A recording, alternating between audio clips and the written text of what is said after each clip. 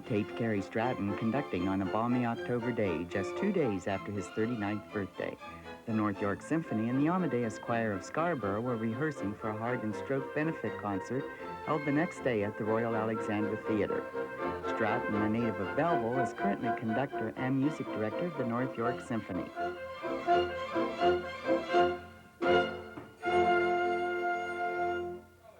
Concert soloist with the world's leading orchestras, Maureen Forrester, says Mr. Stratton has the ability to control his orchestra and yet maintain an excellent rapport with all its individual members. The rapport was evident at rehearsal. Principal cellist David Miller says he likes working under Stratton.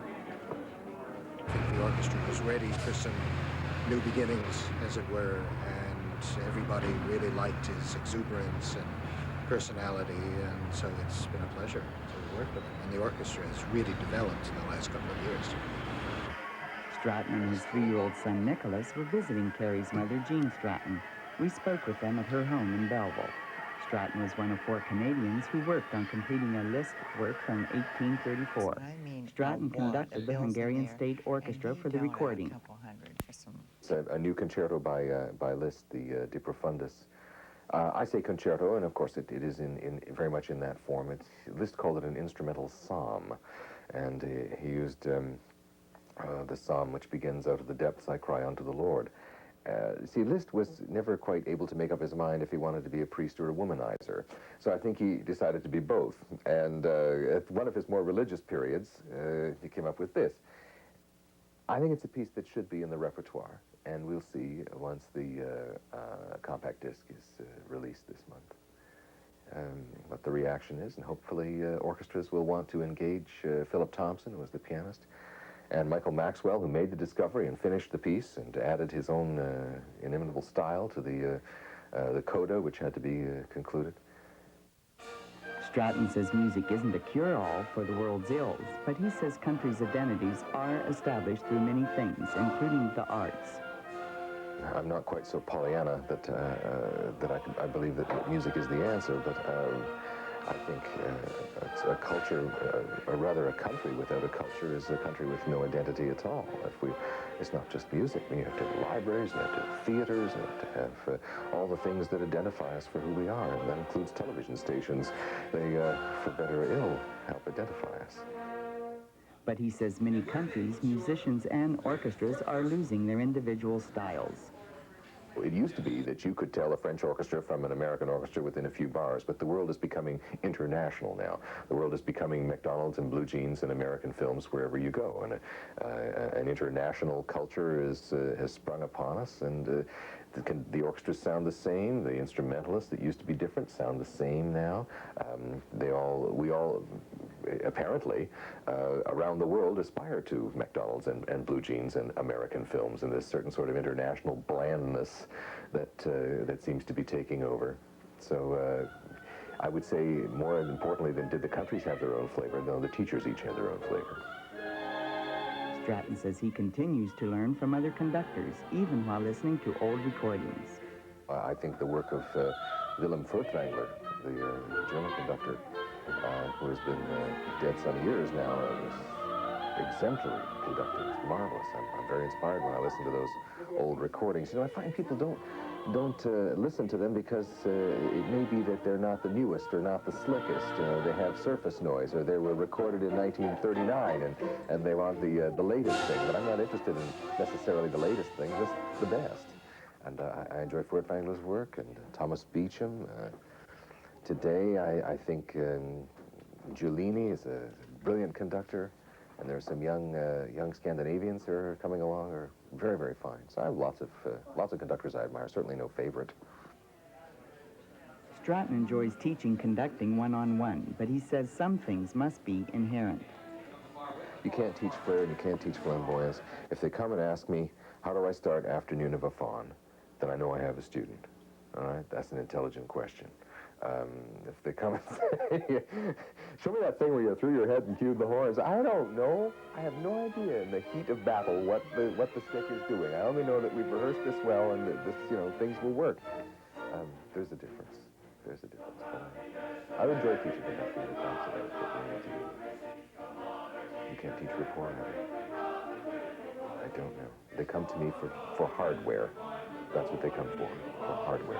And I can give them all the hardware they want, but they have to build it. They have to build it after that. I can't be there. Stratton wishes there was a list of thou shalts for audiences. If I could wish anything for audiences, it would be that they would get a kind of list of 10 commandments. That, you know, and I don't know where I would begin. The first, I guess, would be for ladies, thou shalt not snap and unsnap thy purse. All right? And thou shalt not bring the little candies with the cellophane, because it sounds like a 3-alarm fire going off. We work so hard to practice these things, and here are these tiny crackling, you know, going on in the background. And they don't just take it out. They stretch it out over a long period of time so that you want to turn around and say, would you like some help with that? Thou shalt not talk. You know, really, I mean, why come? Why be there if you want to talk? Humming along, I paid once a very good price to hear Magic Flute, which is something I've seen many times, conducted once. I love it a lot. I know all the tunes, too, but I don't want to sit next to somebody who's humming along or singing the wrong lyrics. You know, that's annoying. That's terrible. But he says he probably shouldn't complain because it's difficult to fill a hall with live audiences in the 90s.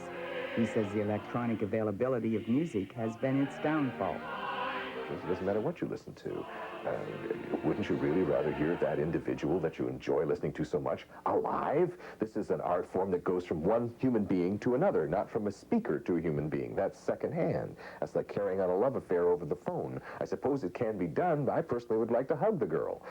Stratton says to build audience numbers for live performances, the young must be educated about music. He loves giving children's concerts. Yes, we give children's concerts. I love it. They're great, and they ask the best questions, you know. It's, some conductors, some of my colleagues won't do children's concerts, or they have somebody, an assistant who comes in and does those kind of things, and they're missing out. But they ask him, what's on the bow, anyhow? Why do you move your arms like that? What's he doing when he does this with his hand? What is it? Do you just blow air through the trumpet? Was one of my favorites, and that gave rise to the trumpet player at the time to stand up and show them that he did it, and said, the trumpet's not the instrument. I'm the instrument. And it's true, you know, it's very true. He is the instrument. The trumpet's there to amplify his ability to make this embouchure and to make the music go. It was marvelous. I love that. My colleagues who don't play to children are missing out. They're really missing out on the essential kernel of what makes us do this in the first place. Stratton says he was fortunate to have had Doug Asselstein as his high school music teacher and Marion Stratton for his violin teacher. Doug Asselstein was very, very good to me in that he let me conduct for a year before I went to McGill. I had an opportunity to conduct literally every school week, so that by the time I went to university, there were certain things that need not be gone over. So it was Dan. He said, well, obviously you can do this and this and this, and we have to show you how to do this and that. And that helped me because I was admitted to the second year of the conducting program. Where would I have been without Marion Stratton? My gosh, that would have been just no story at all to tell about if she hadn't been here. I often think how remarkably lucky, what a coincidence. Wonderful, sort of alignment of the stars that I should have the opportunity to study with a musician as fine as Marion. Because if she hadn't been here, I really don't know what would have happened. The first orchestra Stratton played his violin with was the first orchestra he ever heard, the Eastern Ontario Concert Orchestra of Belleville. He also conducted the group after the death of its founder and conductor, Stephen Choma.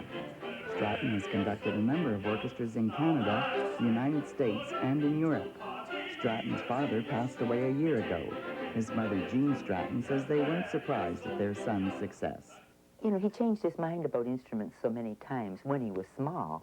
You know, the drums and the ukulele and the banjo and everything. And then when he finally said violin, well, then we started to think, well, maybe he is serious about music, you know.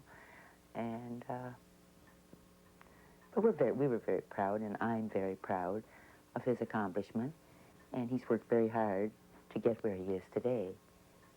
Stratton says if you want to pursue any of the arts for a vocation, you must have a strong desire to succeed. The only way I would advise anyone to go into the arts anywhere in the world is if you are absolutely sure that you cannot live without it. If you can live without it, don't do it. Don't do it. It's a lot of heartache. Stratton says music is his bread and butter. He loves his work. I love doing what I do. If I could wish for anybody else anything, it would be, may you get as much pleasure from your job as I get from mine. Stratton says contentment comes from within, and he seems to pass his good feelings along to his audiences.